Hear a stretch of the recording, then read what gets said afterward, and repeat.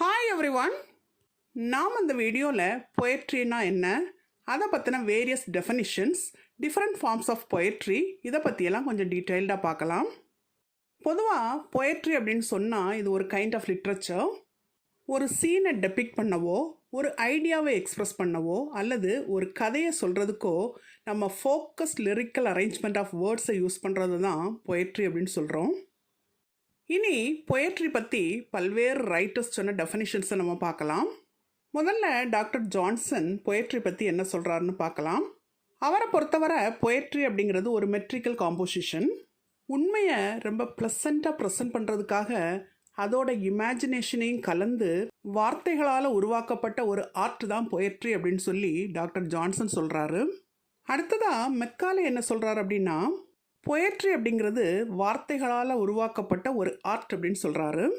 ஒரு பெயிண்டர் எப்படி colours use பண்ணி அழகான ஒரு பெயிண்டிங்கை க்ரியேட் பண்ணுறாரோ, அதே மாதிரி தான் பொயட் வார்த்தைகளை யூஸ் பண்ணி, அதாவது தேர்ந்தெடுத்த அழகான வார்த்தைகளை யூஸ் பண்ணி க்ரியேட் பண்ணக்கூடிய ஒரு வேர்ட் ஆர்ட் தான் பொயட்ரி அப்படின்னு சொல்லி மெக்காலே சொல்கிறாரு.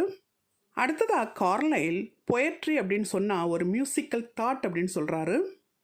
அடுத்ததாக பொயட்ரி அப்படிங்கிறது எக்ஸ்ப்ரெஷன் ஆஃப் இமேஜினேஷன் அப்படின்னு சொல்லி ஷெல்லி சொல்கிறாரு. அதாவது நம்மளோட கற்பனையை வார்த்தைகளால் எக்ஸ்ப்ரெஸ் பண்ணுறது தான் பொயட்ரின்னு சொல்லி இவர் சொல்கிறாரு. அடுத்ததாக எஸ்டி கால்ரிட்ஜ் என்ன சொல்கிறாருன்னு பார்க்கலாம். இவர் பெஸ்ட் வேர்டை பெஸ்ட் ஆர்டர்லேயும் ரைட் வேர்டை ரைட் பிளேஸ்லேயும் போட்டு உருவாக்குறது தான் பொயட்ரி அப்படின்னு சொல்கிறாரு. அடுத்ததாக மேத்யூ அர்னால்ட் பொயட்ரி அப்படிங்கிறது கிரிட்டிசிசம் ஆஃப் லைஃப் அப்படிங்கிறாரு. அப்புறம் எட்கர் ஆலன் போ பொயட்ரி அப்படிங்கிறது ரித்மிக் கிரியேஷன் ஆஃப் பியூட்டி அப்படின்னு சொல்கிறாரு. இதுதான் பொயட்ரி பற்றி பல்வேறு ரைட்டர்ஸ் சொன்ன டெஃபனிஷன்ஸ்.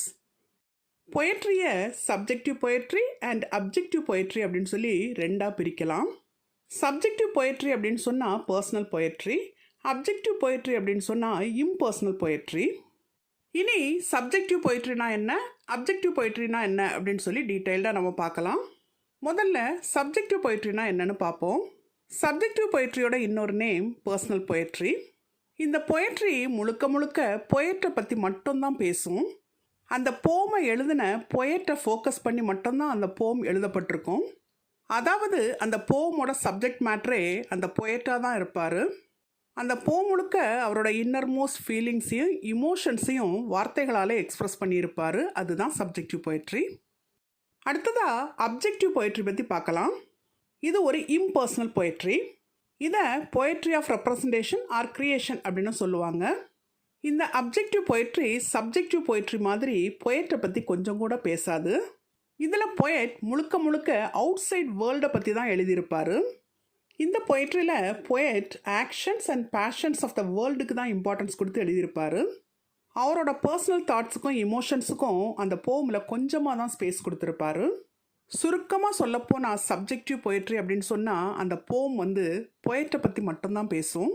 ஆனால் அப்ஜெக்டிவ் பொயட்ரி அப்படின்னு சொன்னால் பொயட்டை பற்றி பேசாது, அவரை சூழ்ந்து இருக்கக்கூடிய அவுட் சைட் வேர்ல்டை பற்றி பேசும். இனி சப்ஜெக்டிவ் பொயட்ரிக்கும் அப்ஜெக்டிவ் பொயட்ரிக்கும் இடையில இருக்கக்கூடிய டிஃப்ரென்ஸை நம்ம பார்க்கலாம். ஒரு போமில் வரக்கூடிய ஐ அப்படிங்கிற வேர்ட் அந்த போம் எழுதின பொயட்டை ரெஃபர் பண்ணுனா அது சப்ஜெக்டிவ் பொயட்ரி. அதே ஐ அப்படிங்கிற வேர்ட் பொயட்டை மீன் பண்ணாமல் ஒரு கேரக்டரை மீன் பண்ணால் அது objective poetry. For example, Wordsworth எழுதின சாலிட்டரி ரீப்பர் அப்படிங்கிற போமை நம்ம எடுத்துக்கலாம். இது ஒரு சப்ஜெக்டிவ் பொயட்ரி. ஏன்னா இந்த போமோட ஸ்பீக்கர் பொயட் தான், அதாவது வேர்ட்ஸ்வொர்த் தான். அடுத்ததாக ப்ரௌனிங் எழுதின மை லாஸ்ட் டச்சஸ் அப்படிங்கிற போமை நம்ம எடுத்துக்கலாம். இது ஒரு அப்ஜெக்டிவ் பொயட்ரி. இந்த போமோட ஸ்பீக்கர் டியூக் அப்படிங்கிற ஒரு கேரக்டர். இது மூலம் நமக்கு என்ன தெரியுது அப்படின்னா, ஒரு போமோட ஸ்பீக்கர் பொயட்டாக இருந்தால் அது சப்ஜெக்டிவ் பொயட்ரி. போமோட ஸ்பீக்கர் பொயட் இல்லாமல் வேறு ஏதாவது கேரக்டராக இருந்தால் அது அப்ஜெக்டிவ் பொயட்ரி. இனி பொயட்ரியோட ஆரிஜினை பற்றி நம்ம பார்க்கலாம். சப்ஜெக்டிவ் பொயட்ரியை விட அப்ஜெக்டிவ் பொயட்ரி தான் ரொம்ப பழமையானது. அதாவது முதல்ல தோன்றுனதே இந்த அப்ஜெக்டிவ் பொயட்ரி தான். இதை டெவலப் பண்ணது ப்ரிமிட்டிவ் பீப்புள். இவங்க தங்களோட எண்ணங்களுக்கு இம்பார்ட்டன்ஸ் கொடுக்கறத விட தாம் பார்க்குற கேட்குற விஷயங்களுக்கு தான் அதிக இன்ட்ரெஸ்ட் காமிச்சாங்க, அதிக இம்பார்ட்டன்ஸ் கொடுத்தாங்க.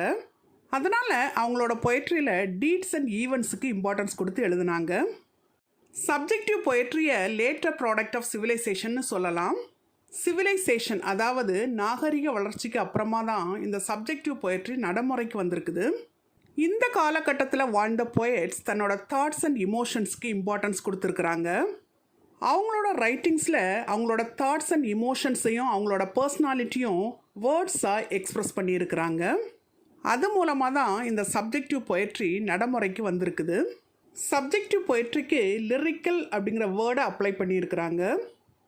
லிரிக், ஓட், சானட், எலிஜி இதெல்லாம் சப்ஜெக்டிவ் பொயட்ரியோட சப்டிவிஷன்ஸ். அப்ஜெக்டிவ் பொயட்ரியை நெரேட்டிவ், ட்ரமாட்டிக் அப்படின்னு சொல்லி ரெண்டாக டிவைட் பண்ணியிருக்கிறாங்க.